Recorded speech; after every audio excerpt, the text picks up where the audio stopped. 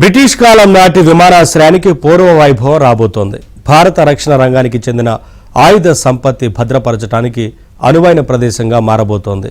ఇప్పుడున్న స్థలానికి అదనంగా 1700 ఎకరాలు సేకరించాలని కూడా నిర్ణయమైంది. రైతుల నుంచి కూడా ఎలాంటి అభ్యంతరం రావడం లేదు. తమకు తగిన విధంగా పరిహారం అందిస్తే చాలని అన్నదాతలు ప్రభుత్వాన్ని అభ్యర్థిస్తున్నారు.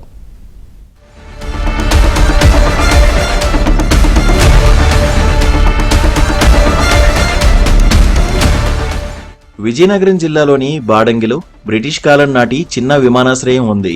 నేవీకి సంబంధించిన ఈ ఎయిర్ స్ట్రిప్ ను రెండో ప్రపంచ యుద్ధ కాలంలో రక్షణ అవసరాలకు వినియోగించేవారు. అప్పట్లో ఆయుధ కేంద్రంగా ఉన్న బాడంగి విమానాశ్రయం 227 ఎకరాల పరిధిలో ఉండేది. తర్వాత అది నిరుపయోగమైంది. అప్పట్లో ఇక్కడుండే గోడౌన్లు కాలక్రమేణా ధ్వంసం కాగా విమానాలు దిగే రన్వే మాత్రం మిగిలే ఉంది. కొంత ఆక్రమణలకు గురైంది. అయితే ఈ విమానాశ్రయాన్ని పునరుద్ధరిస్తే తమ రక్షణ రంగ అవసరాలకు విరివిగా ఉపయోగపడుతుందని సంబంధిత వర్గాల నిపుణులు ఓ అంచనాకు వచ్చారు. అందుకు తగిన పథక రచన చేశారు.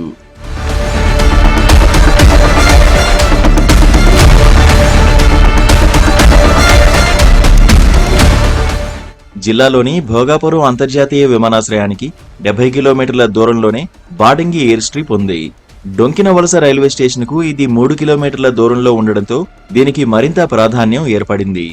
ఆయుధాలు భద్రపరిచే గోడౌన్లు, బంకర్లు శత్రు దేశాలు గుర్తించకుండా ఉండేందుకు ఇది అనువైన ప్రదేశంగా నేవీ అధికారులు నివేదికలు రూపొందించారు. విశాఖపట్నానికి చేరువగా ఉన్న ఈ ప్రదేశంలో భారత రక్షణ రంగ ఆయుధాగారాన్ని ఏర్పాటు చేయడమే శ్రేయస్కరమని అధికారులు భావిస్తున్నారు. అలానే ఫైటర్ జెట్ల పైలట్లకు శిక్షణించేందుకు కూడా బాడంగి విమానాశ్రయం ఉపయోగపడుతుందని నేవీ అధికారులు అంచనా వేసుకుంటున్నారు. దీనిపై స్థానిక ప్రజలు కూడా హర్షం వ్యక్తం చేస్తున్నారు. ఇక్కడ పూర్వం నుంచి కూడా ఇక్కడ ఏరేడ్రమ్ అనేది ఉండేది. అప్పుడు మా తాతగారు ఉన్నప్పుడు కూడా ఏరేడ్రమ్ నడిచేది. ఆ మధ్యకాలంలో ఖాళీ చేసి వెళ్ళిపోయారు బ్రిటిష్ ప్రభుత్వం కాలంలో. తర్వాత కూడా ఎన్ని ప్రభుత్వాలు వచ్చి ఇక్కడ కూడా ఎంక్వైరీ చేసి 1700 ఎకరాలు కావాలని ఎంక్వైరీ చేయడం జరుగుతుంది. కానీ ఎవరు కూడా ఇప్పుడు కొత్త ప్రభుత్వం వచ్చింది కూడా మొన్న కూడా వచ్చి 1700 ఎకరాలు ఇక్కడ మాకు కావాలని అంటున్నారు. కాబట్టి రైతులైతే ఇవ్వడానికి సిద్ధంగా ఉన్నారు.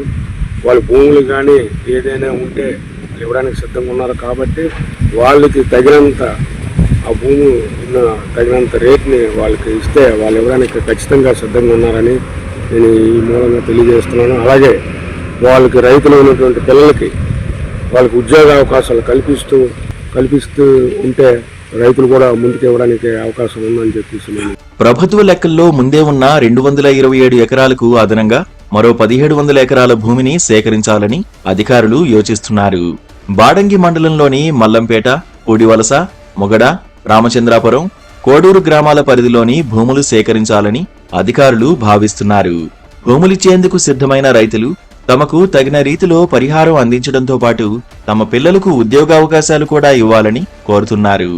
ఇక్కడికి నావికాదళ ఆయుధ కర్మాగారం రావడం మాకు మా ప్రాంతానికి ఎంతో గర్వకారణంగా ఉంది.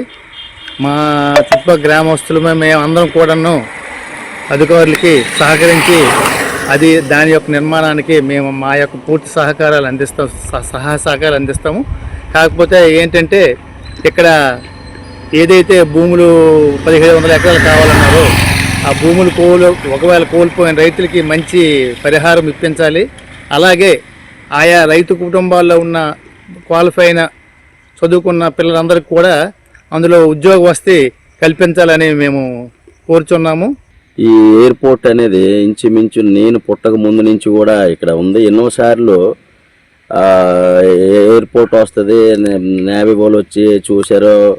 నెక్స్ట్ ఎన్నోసార్లు మొత్తం ఆయుధాలన్నీ ఇక్కడే తయారు చేసే కేంద్రంగా ఉపయోగించుకుందామని వైజాగ్ నుంచి నేవీ వాళ్ళు చాలాసార్లు రావడం జరిగింది.